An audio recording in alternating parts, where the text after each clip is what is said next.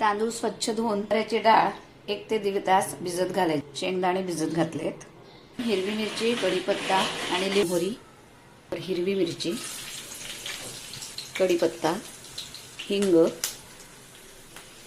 हळद.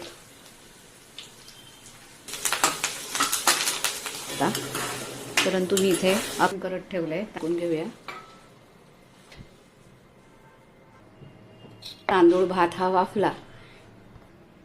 डाळीत आपण थोडं मीठ टाकून घेतलंय. टाकत नाही अशा पद्धतीने आपण डाळ मोकळी करून घेतली आहे पाहिजे. वाफवून घेतलेली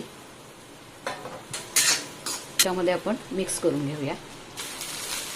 झालंय या घेऊया.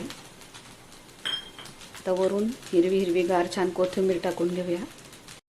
याच्यावरती आपण ओल्या नारळाचा